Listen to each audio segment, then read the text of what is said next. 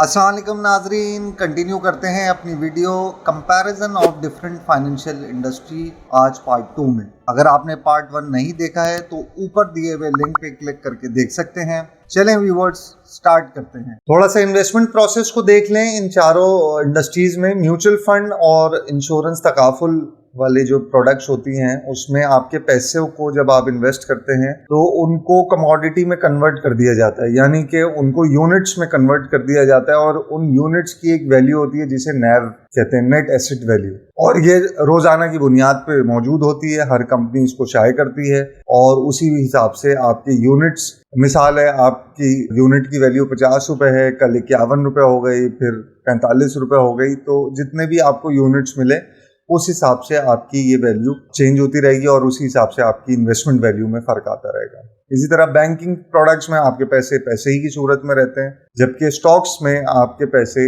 Stocks में convert हो जाते हैं। जितना भी आपका सरमाया है वो स्टॉक में कन्वर्ट हो जाता है। इसी के साथ कैपिटल लॉस होने का जो रिस्क है म्यूचुअल फंड्स में बिल्कुल मौजूद है। वैसे तो सारे इदारों में, सारे शोबों में जहां आपका पैसा इन्वॉल्व होता है वहां पर रिस्क होता है, लेकिन जैसे बात करें अगर म्यूचुअल फंड्स में आप बिल्कुल इसको कम कर सकते हैं। डाइवर्सिफाई करके एक से ज्यादा प्रोडक्ट्स में आपने स्टॉक्स में भी लगा दिए पैसे, लेस रिस्की प्रोडक्ट्स में भी कुछ पैसे लगा दिए, तो उससे मिक्स मैच बनने की वजह से ये डाइवर्सिफाई हो जाएंगे। इंश्योरेंस तकाफुल प्रोडक्ट्स में भी कम होते हैं क्योंकि वो लॉन्ग टर्म पॉलिसीज होती हैं, तो ओवर द पीरियड वो चीज़ एडजस्ट हो जाती है। बैंक प्रोडक्ट्स में बहुत कम चांस होता है किसी किस्म के आपके कैपिटल के लॉस होने का, और स्टॉक्स में ऑब्वियसली स्टॉक की प्राइस है, आज कुछ है कल कुछ है, तो इसमें भी ये एक बहुत बड़ा फैक्टर होता है कैपिटल लॉस होने का। इसी के साथ अगर बात करें इसके अलावा क्या सर्विसेज और फीचर्स होते हैं, तो म्यूचुअल फंड्स में आपका जो सरमाया होता है उस सरमाए के अगेंस्ट में आप प्लेजिंग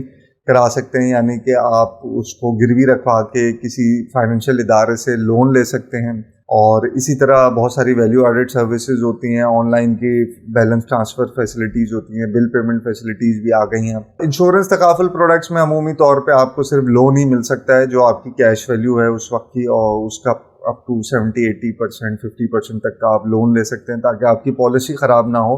अगर आपको कुछ पैसों की ज़रूरत है वो लोन की मद में आप पैसे इस्तेमाल कर सकते हैं। इसी तरह बैंकिंग के प्रोडक्ट्स में बेइंतहाशा हमारे पास ब्रांच बैंकिंग सर्विसेज होती हैं, पे order, demand draft, payment instruments, fund transfer और मुख्तलिफ बिल पेमेंट्स की फैसिलिटी, और इसके अलावा जो ऑनलाइन पोर्टल्स हैं और सारी वैल्यू एडेड सर्विसेज उनकी बैंक की होती हैं वो सारी मौजूद हैं। स्टॉक्स में अमूमी तौर पे कोई दूसरा बेनिफिट या सर्विस फीचर नहीं होता। फ्रॉड या डिफॉल्ट की प्रोडक्शन किस इंडस्ट्री में है, तो म्यूचुअल फंड्स में जो आपका सरमाया होता है वो CDC एक इदारा है, सेंट्रल डिपॉजिटरी कंपनी जिसे कहते हैं, इसके थ्रू आपका सरमाया उस कंपनी में लगाया जाता है। तो कंपनी के किसी भी नुकसान की सूरत में CDC आपका पैसा वापस देने का मिजाज रखता है।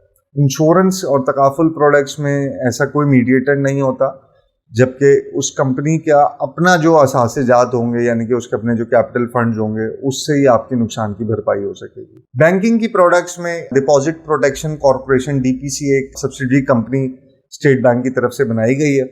इसके तहत आपको 5 लाख रुपए तक का जो पैसा है, वो सरमाया है आपके बैंक अकाउंट में, वो आपको फौरी तौर पे मौजूद होगा।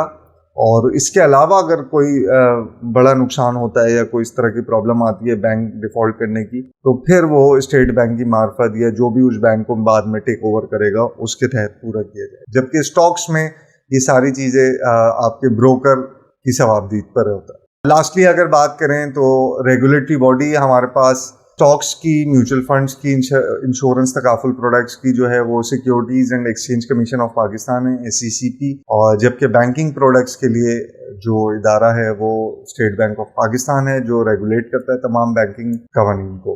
तो दोस्तों ये हमारा टॉपिक था। अगर इसका एक समरी टेबल हम देखें तो ये आपको 1 पेजर में सारी इंफॉर्मेशन अवेलेबल है। जितनी भी हमने 4 मुख्तलिफ फाइनेंशियल इंडस्ट्रीज की बात करी, ये आपस में एक दूसरे से कंपैरेटिव हैं, कॉम्पिटिटिव हैं, और जाहिर है हर एक का अपना एक नफ़ा नुकसान होता है, हर एक की एक रिक्वायरमेंट होती है, हर एक के लिए सबके पास एक जैसी सहूलत नहीं होती, सबके लिए एक जैसी रिक्वायरमेंट नहीं होती।